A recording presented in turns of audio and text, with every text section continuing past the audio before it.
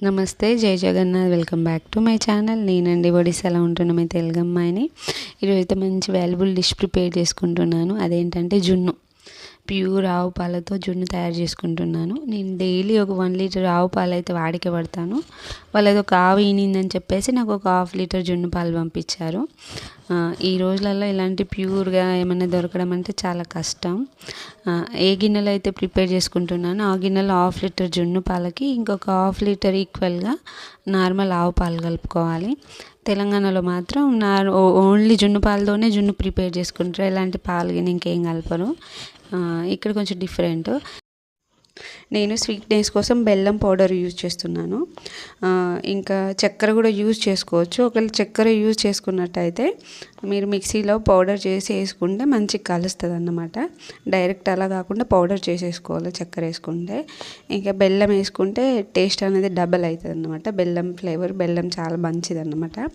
నేను ఇంట్లో almost tea, coffee ఏ చేసినా కూడా బెల్లమే యూజ్ చేస్తాను. నాకు అలా అలవాటు అయిపోయింది. సో నేను జున్ను కూడా బెల్లంతో ప్రిపేర్ చేసుకుంటున్నాను. ఇంకా నేను 2 కప్పుల బెల్లాన్ని అయితే యూజ్ చేశాను ఇక్కడ స్వీట్నెస్ కోసం. అండ్ మంచి ఫ్లేవర్ కోసం ఇలా చేసుకుంటున్నాను ఒక 3.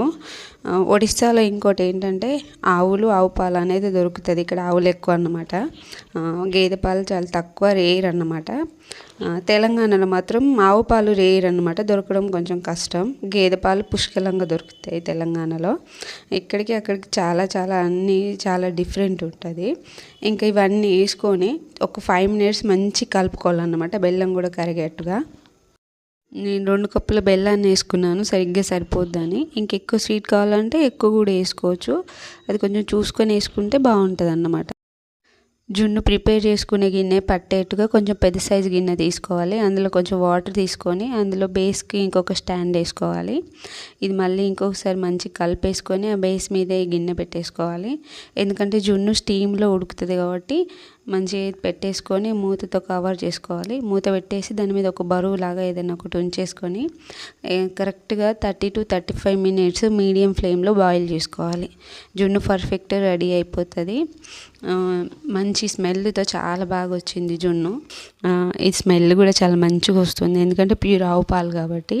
పౌడర్లతో చేసింది అయితే ఒక టైప్ స్మెల్ వచ్చేది. చాలా బాగా వచ్చింది జున్ను. ఇంకా మా మామయ్య గారికి ఇలాంటి ప్యూర్గా ఏమన్నా న్యాచురల్ చేస్తే చాలా ఇష్టం. దానికి ఫస్ట్ ఇచ్చేసాను. తను కూడా తినేసి చాలా బాగా వచ్చిందని చెప్పారు. స్వీట్ సరిపోయిందా నాన్న అంటే సరిపోయింది, చాలా బాగా వచ్చిందని చెప్పారు. మనం ఏదైనా చేసినప్పుడు అది పర్ఫెక్ట్గా వస్తే ఆనందమే వేరు. ఇంకా బెల్లంతో చేసింది కదా జున్ను, మంచి ప్రోటీన్ ఫుడ్ అని చెప్పేసి బుడ్డదాన్ని కూడా ఇచ్చాను. అది కూడా హ్యాపీగా తినేసింది. సో ఇదండి ఒడిస్సాలో ఉంటున్న మీ తెలుగు అమ్మాయి ముచ్చట్లు. మరిన్ని ముచ్చట్లు తెలుసుకోవాలంటే నా ఛానల్ సబ్స్క్రైబ్ చేసి, లైక్ చేసి, షేర్ చేసి, కామెంట్ చేయండి ఎలా ఉందో. మరిన్ని వీడియోస్ చేయడానికి నాకు మంచి సపోర్ట్ చేస్తారని కోరుకుంటున్నాను. జై జగన్నాథ్.